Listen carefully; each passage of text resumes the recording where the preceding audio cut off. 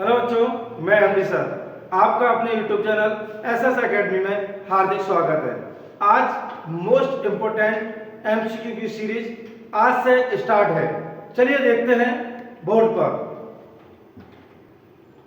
पहला क्वेश्चन बेटा, प्रकाश की किरण गमन करती है, यानी प्रकाश की किरण जो चलती है वो किस प्रकार चलती है? क्या सीधी रेखा में, टेढ़ी रेखा में, या किसी भी दिशा में, या इनमें से कोई नहीं? तो प्रकाश की रेखा हमेशा सीधी रेखा में चलती है। यस, पहला क्वेश्चन इज राइट आंसर। बच्चों, दूसरा प्रश्न आपकी स्क्रीन पर। प्रकाश का वेग न्यूनतम होता है, यानी प्रकाश की जो स्पीड है वो सबसे न्यूनतम यानी सबसे कम किस में होती है?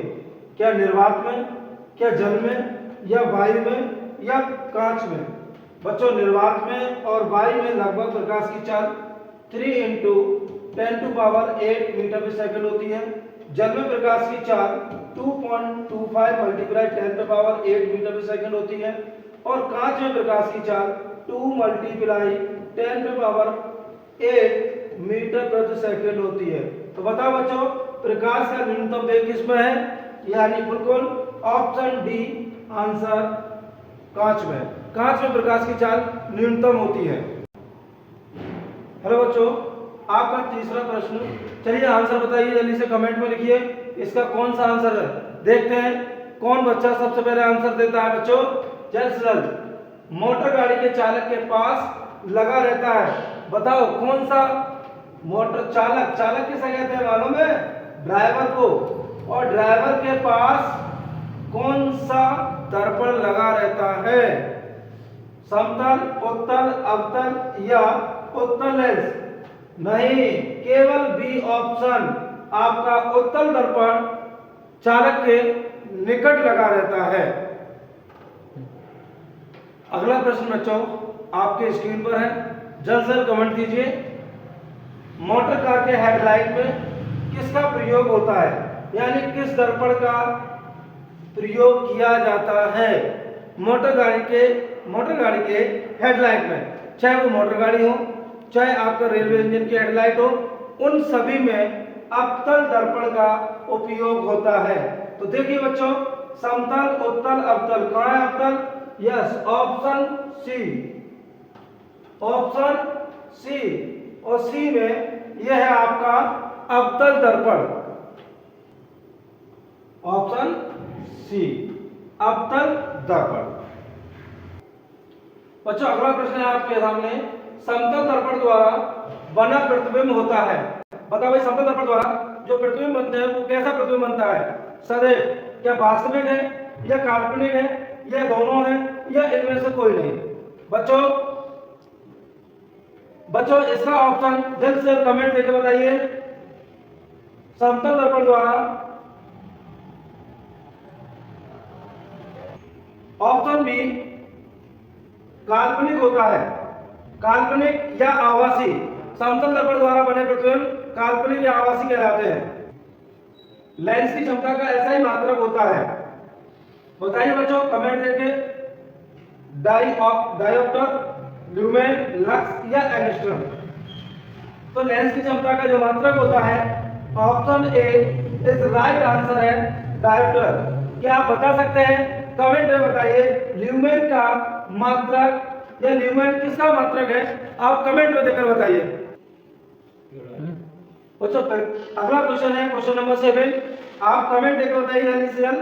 प्रकाश की किरणों का पथ दर्शाने वाले चित्रों को कहा जाता है? क्या किरण आरेख, फोकस, किरण पुंज, या इनमें से सभी नहीं हो सकते बच्चों, क्योंकि फोकस अलग चीज है। किरण पुंज जो होता है वो किरणों के समूह को कहते हैं, और किरण आरेख जो प्रकाश की किरणों का जो पथ दर्शाता है उसे किरण आरेख कहते हैं। इसलिए इसका option A is right answer है।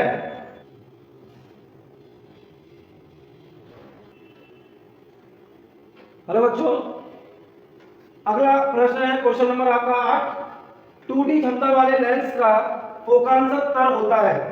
क्या आप जानते हैं इसका फोकस तर क्या होता है? वो एक फोकस तर का मतलब होता है फोकस दूरी, और 2D क्षमता है, फॉर्मूला लगा दो 100/2 P, तो कितना आएगा, जब 100/P लिखोगे तो वही 100 में 2 का भाग दो, कितना आएगा 50। इसलिए option D is right answer बच्चों, option D is right answer. अगला प्रश्न है बच्चों, किसी उत्तल लेंस का फोकस 50 सेंटीमीटर है तो उसकी क्षमता होगी।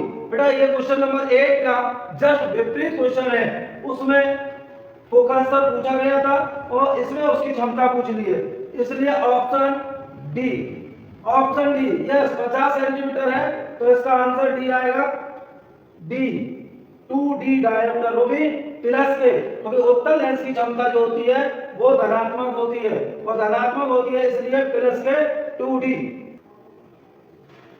प्रकाश की किरणों के समूह को कहते हैं, मैंने आपको पिछले प्रश्न में बताया था कि प्रकाश की किरणों का समूह क्या कहते हैं। तो यदि आपने पिछला क्वेश्चन पढ़ा था तो आप जल्द से जल्द कमेंट में आंसर दीजिए, क्या प्रकाश स्रोत है, क्या किरण पुंज है, या प्रदीप्त है, या प्रकीर्णन।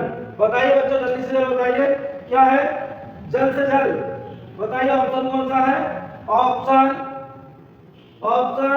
बी किरण पुंज, किरण पुंज, किरणों के समूह को किरण पुंज कहा जाता है। बच्चों क्वेश्चन नंबर 11, उत्तल लेंस की क्षमता होती है, हमने बताया था आपको उत्तल लेंस की क्षमता धनात्मक होती है, क्यों, क्योंकि उत्तल लेंस की फोकस भी धनात्मक होती है तो उत्तल लेंस की क्षमता भी धनात्मक होगी। तो देखिए, और अवतल लेंस की क्षमता की बात करें तो ऋणात्मक होती है।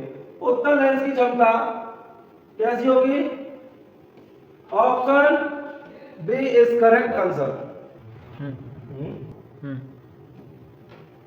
अगला प्रश्न बच्चों, अवतल लेंस की क्षमता होती है, तो हमने पहले ही बताया आपको उत्तल लेंस की धनात्मक और अवतल लेंस की ऋणात्मक होती है। तो ऋणात्मक क्षमता जो होती है वो कौन सा ऑप्शन है ऋणात्मक, पहला ही ऑप्शन है बच्चों, ऑप्शन ए। क्या होता है, अवतल लेंस की जो क्षमता है वो आपकी ऋणात्मक होती है, क्या होती है बच्चों, ऋणात्मक। अगला प्रश्न क्वेश्चन नंबर 13, उत्तल लेंस को कहते हैं, बताइए बच्चों उत्तल लेंस को कौन सा लेंस कहते हैं, बताइए कमेंट में आंसर दीजिए।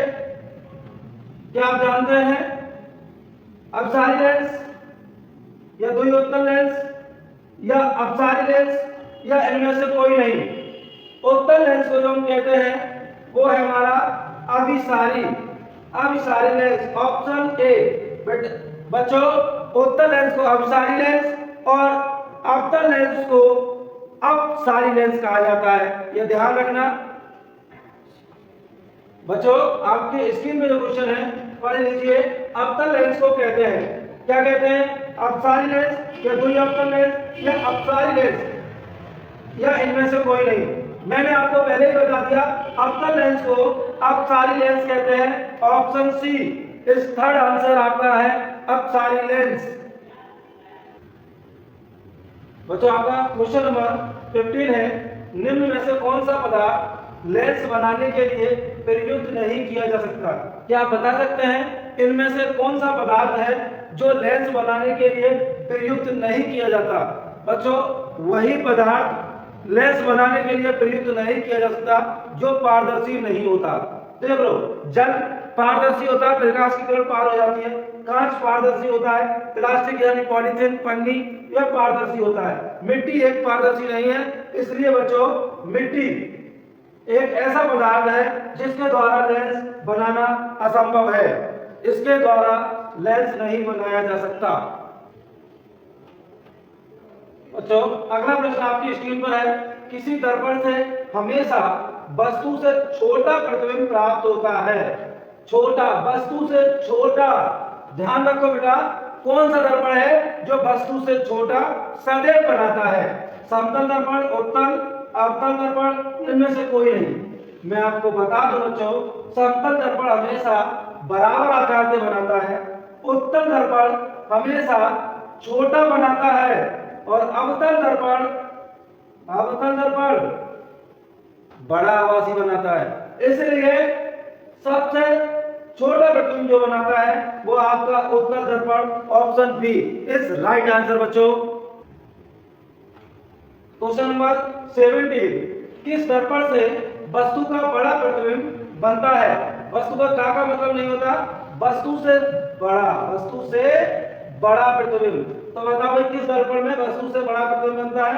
मैंने इससे पहले आपको बताया था कि वस्तु से बड़ा जो प्रतिबिंब बनता है वो आपका ऑप्शन बी अवतल दर्पण। और लास्ट में आप काउंट कर लेना कि आपने कितने आपके क्वेश्चंस सही गए हैं। क्वेश्चन नंबर 18, प्रकाश के परावर्तन के कितने नियम हैं? प्रकाश के परावर्तन के बेटा दो ही नियम हैं। नंबर 1, आपतित किरण, परावर्तित किरण तथा अवलंब तीनों एक ही तल में होते हैं। दूसरा, आपतन कोण तथा परावर्तन कोण सदैव बराबर होते हैं। तो इसका मतलब परावर्तन के कितने नियम है? परावर्तन के दो नियम हैं। Option B is correct answer. बच्चों क्वेश्चन नंबर 19, जब प्रकाश की किरण हवा से कांच में प्रवेश करती है तो मुड़ जाती है। तो बताइए किधर मुड़ती है भाई? अवलंब से दूर, क्या अवलंब के निकट, क्या अवलंब के समांतर, या इनमें से कोई नहीं? क्या आप जानते हैं जब तो हवा जो है वो विरल माध्यम है। क्या है? विरल, यानी दूर फैला हुआ माध्यम। और दूसरा कांच जो है वो सघन माध्यम है बच्चों। तो हमने बताया था जब कोई प्रकाश की किरण विरल से सघन में जाती है तो वो अवलंब के निकट मुड़ जाती है। तो अवलंब के निकट कौन सा ऑप्शन है? अवलंब के निकट option B is correct answer है बच्चों। बच्चों आपका क्वेश्चन नंबर 20, बेस्ट 20 में ये लास्ट क्वेश्चन है आपका। फोटोग्राफी कैमरा का अभिदृश्यक लेंस होता है। क्या आप जानते हैं अभिदृश्यक का मतलब? अभिदृश्यक का मतलब होता है कैमरा जौन सा लेंस वस्तुओं को देखता है या वस्तु की तरफ होता है उसे बोलते हैं अभिदृश्यक लेंस। बच्चों तो अभिदृश्यक लेंस में कौन सा लेंस यूज होता है? ऑप्शन ए उत्तल, अवतल, उत्तल दर्पण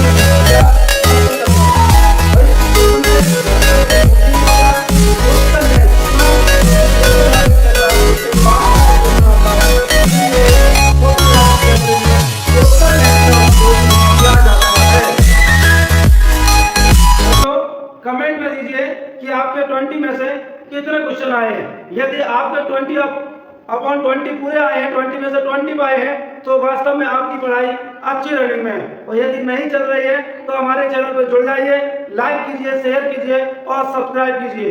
इसी प्रकार आपको टेस्ट के माध्यम से ये 20 क्वेश्चन के रूप में आपका आगाज हो चुका है। आपको डेली अब आपको रूटीन में वीडियो देखने को मिलेगी।